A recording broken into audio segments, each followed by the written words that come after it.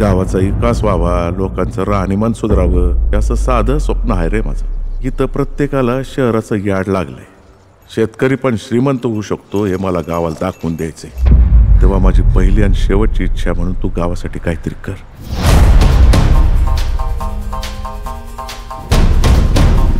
आप्पा नेहमीच आधी गावाचा आणि नंतर स्वतःचा विचार करायचा. पण त्या सरपंचासारख्या लोकांनी भगवल कसं आप्पाच्या प्रत्येक कामात कसा विरोध करायचा हेच ते बघायचे. अजून एका शेतकऱ्याची आत्महत्या. कंपनी होणार आहे फायनलच आहे. आपला कुणाचाही या गोष्टीला विरोध नाहीये. आणि आता आपण मला मान्य नाहीये हे प्रपोजल.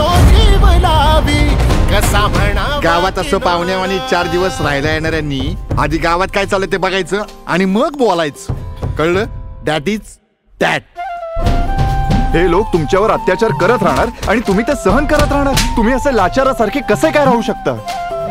आपण सगळ्यांनी एकत्र येऊन काम करण्याची गरज आहे. ही असली तसली कामं करायला आमच्याकडे येळ नाहीये. मी ना उद्या फिक्स. ती आपलीच माणसं आहेत, आपणच त्यांना समजून घ्यायला पाहिजे. या सर्जेरावच्या इमेजचा कचरा करतोय भाड खाऊ.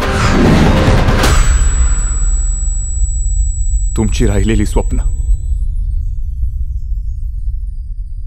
आता मी पूर्ण करेन. काका नाही आला तो, कशालाही फिरताय, जा घरी. गावात शेती बरोबर जोडधंदा करून तुम्ही पैसे कमवू शकता. मला हेच दाखवून द्यायचं. सर्जेराव आता जरा व्यवस्थित वागायचं, नाहीतर इमेजला धक्क्यावर धक्के बसतील. जगात हरवू नको मनाचा लग लग लग लग लग लगणारा तारा. डॅडने तुझ्या भरोशावर इतकं मोठं प्रोजेक्ट घेतलं होतं आणि तू अचानकच गावात राहायचा निर्णय घेतलास.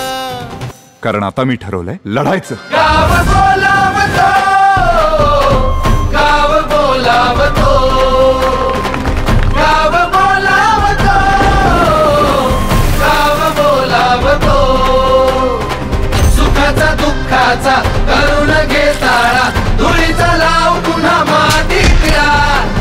गाव बोलावतो, गाव बोलावतो. गाव समृद्ध तरच देश समृद्ध. माझा देश माझा देह, नामे दोन एक रूपा.